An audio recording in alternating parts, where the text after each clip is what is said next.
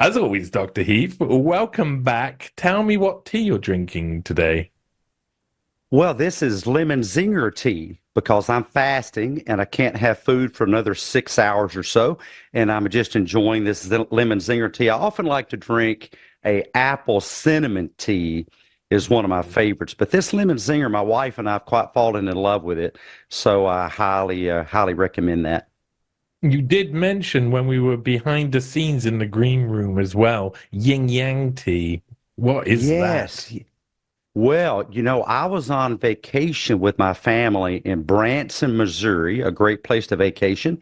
It's only, 4 hours kind of northwest of here, and eating at a bit of a German restaurant. And I said, bring me something interesting, tea or coffee. And so they brought me a blend, which is half coffee, half tea, with some cream in it, a bit of sweetener, and I think it's called yin yang tea, and it has become my favorite. I've actually started drinking less coffee and drinking more of the blend of the yin yang tea. It's great. Sounds like a really unique idea. And, everybody's always had the thought, I wonder what coffee and tea would be like together. But of course, someone's gone and done it somewhere. Now, you're truly my favorite. It's my favorite time of the week. It's really good to have you on, and I feel like you're helping me navigate my world personally too. So we talked about the authenticity, about authenticity in general, briefly before, and what you said had a great effect on me. What analogy would you use to best describe authenticity? Well, that's a great question, and in particular because so many people are on social media running around trying to be like everyone else. And so authenticity is really more of a clear, unfiltered way of being you. And the first analogy I would use, since my dad was a draftsman, which designed blueprints for houses and things like that, is a blueprint. So your authenticity, Johnny, is really your blueprint of you. And the thing I love about that is because if we have a blueprint of you, realize that only you can live in the blueprint of your life. No one else will be able to do that. And also, you won't ever be able to effectively or in a healthy way live in the blueprint of someone else's life.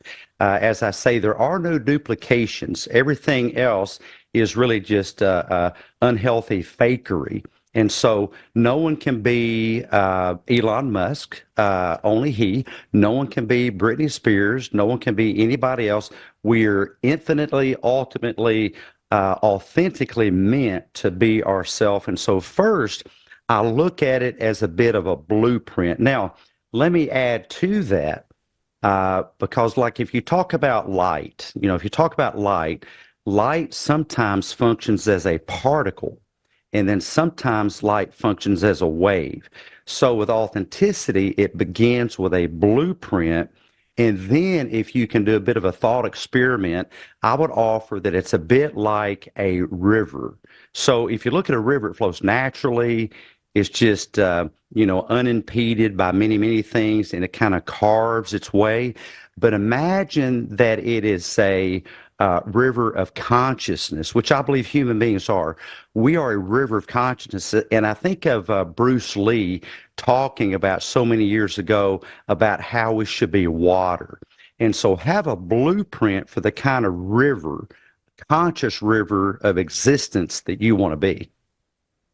That's really interesting you say that as well, because I kind of that's kind of how I've been trying to live my life, get over the stress by being like water. And when people say, oh, that just means you flow, that's not what it means, because water has lots of different effects depending on the surroundings. It depends what affects it. But what it's saying is you have to move with the flow of life. That's how I feel that I mean it by anyway. I know there's we don't normally get questions when you're on because we're normally going through like ideas, but someone's asked a question, and so I'm gonna ask it. Joel Allen says, do you know of Dr. Barbara O'Neill? And if so, what's your opinion of her work? Gosh, I actually don't, but I certainly will look her up after this. I'd welcome if you could share maybe a theory or an idea that she had that I could speak on. But I really appreciate the recommendation. I'm always looking for other great thinkers to take a look at. So thank you very much. Yep, awesome.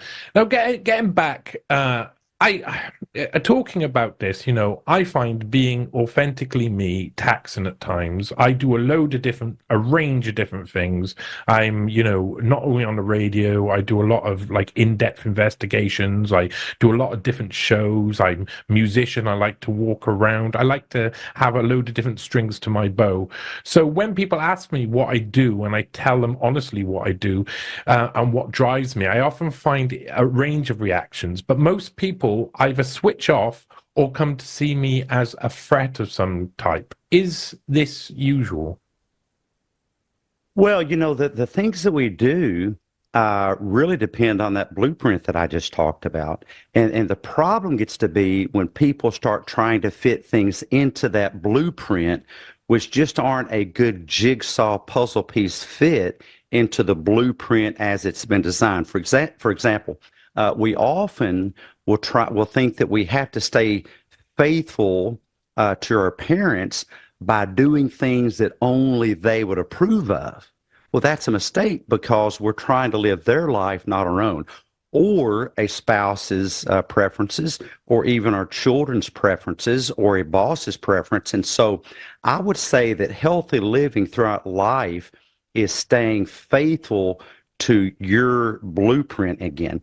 And so things that you do really shouldn't be done. I mean, they could. It's up to you. But if you try to kind of work them in there where they just don't fit with that blueprint, at least on my couch, which by the way is right over there. It's actually a very fancy lazy boy leather recliner with a back massager and a heated back to it, so it's very comfy. So when you sit over there, it's usually because you have either you have a blueprint and you're trying to force a round peg into a square hole or a square peg into a round hole, or what I find often is there's no blueprint. And so Nietzsche really talked about simulacra. Simulacra is something that has no blueprint. So it's really a fake of nothing. And so the problem gets to be when people go through life and they've never really even designed a blueprint or even thought of a blueprint with which to live by. I, one of the things that I was on an X space the other day, and I was being asked lots of different questions, and I was, on a few other shows, I've been asked the same question: is like, how do you switch off or relax? How do you wind down when you're doing all of this work all the time? And I've tried to explain in a monologue recently as well that I've set up what you're describing, a blueprint, kind of how I live my life so that I can use different parts of my brain at different times, exercise different parts, leave different parts relaxed, but still have activities revolving around that. And I've started it's taken me a long time to actually build up that blueprint. So how do I know that blueprint is authentically me if I'm trying to build it around my brain and my how much I use my brain in different areas? Well, that's a wonderful question. I think it has a few moving parts. One of my favorite quotes is character is what you do in the dark. And so there's an interesting thing that I see on Spaces, in Post, on X from different accounts, is I often wonder, is what this person's saying, is that something that they would kind of, is that the language they would use no matter where they are? Or do they speak differently for a special purpose when they're with this person? So if they're in this situation, they talk like a Navy sailor, or if they're in church, they talk like St. Paul or something. And my brain picks up on that dissonance because there is a dissonance. It's actually cognitive dissonance. And so here becomes the problem that will get you into therapy. Thank you so much for meeting your deductible and your copay and bringing your insurance card. But you won't need therapy as much if you'll work on the cognitive dissonance between what your blueprint is and what you show people. So I do therapy, but I also do movies and I also do workouts. And so those are things I do, but that's not who I am. Who I am as a human, I am always this way, kind of a goofy, snarky guy that thinks about weird things. And I'm really that way no matter where I go. Even in the gym, people see me as kind of this goofy, weird, snarky guy, and that for whatever reason reads books. I mean, who reads books? And like Spider-Man and watches Star Wars, but for whatever reason, like Star Trek also. Who likes both? What a weird thing. And so I'm really that way everywhere with a bit of a limit. And this brings it back to the river. The conscious river doesn't just blow through every obstacle. That's the difference between rivers as we know them and a conscious river. A conscious river of existence will take into awareness its effect on its environment. So it's really ethical consciousness. So in that ethical consciousness, one thing I'll do is put the relationship first. I will try to weave and flow around the relationship, finding value in the relationship and an opportunity to kind of carve away at some beliefs that I think you have that may not be very healthy for you. But I'll find many ways, like the great American father of hypnotherapy, Milton Erickson. I'll find a way at every turn and twist to ask permission. Can we talk about this? What would you think about this way of thinking? I've often thought this. What do you think about that? Let me present this buffet of different ways of thinking to you. And so at every point, what I'm really doing is asking permission. So I'm really, my existence is like a river, a flowing, powerful river, but it is also an ethical experience of existence. And so I'm that way no matter where I am with my family. I may be a bit more forceful with them because we have a closer relationship. My dad used to say, no one cares how much you know until they first know how much you care. So since they know how much I care, there's not as much work to do on that. If you're in a space and it's your first time, I may be much more of a gentle river. And so the point there, Johnny, I think with authenticity is the you that is you never changes, though what you do in one context, another may change, but it really always looks like you. People really aren't surprised that this is you. And that's a problem that we see with celebrity figures, is there's such a incongruence from one setting to another. Yeah, I would, in the same way you described yourself then, I was thinking, I would probably describe that other people see me as a playful charmer. And then I kind of found that funny, but I also think that's what I do. I kind of go and try and make other people's interactions with me easier by using humor, but also being nice to people and trying to be pleasant. I was brought up that way as well. So And you're a master of that. I want to compliment you because, and I'm not just saying this because I'm on your show, because this is me being authentic. If I can't compliment someone in good faith, then I'll find something else to say. And I want to compliment you because that really comes through from you. Just your humanity is overflows the screen and the airwaves. So thank you for being an authentic human. We need more of you. No, you're a beautiful man. Thank you for saying that. Now we've got a couple of minutes left.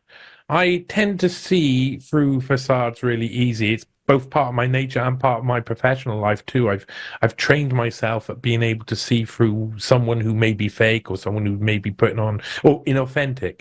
But I'm always amazed by how inauthentic people are. The people who are clearly wearing a facade and how they are received by others.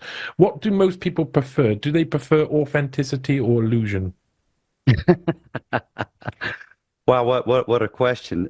Sadly, I think, and I think the existentialist philosophers would say this too, and there's some good reasons for this from cognitive science. People really do prefer the illusion. And why is that? Because an illusion lacks substance. If it has substance, it has weight.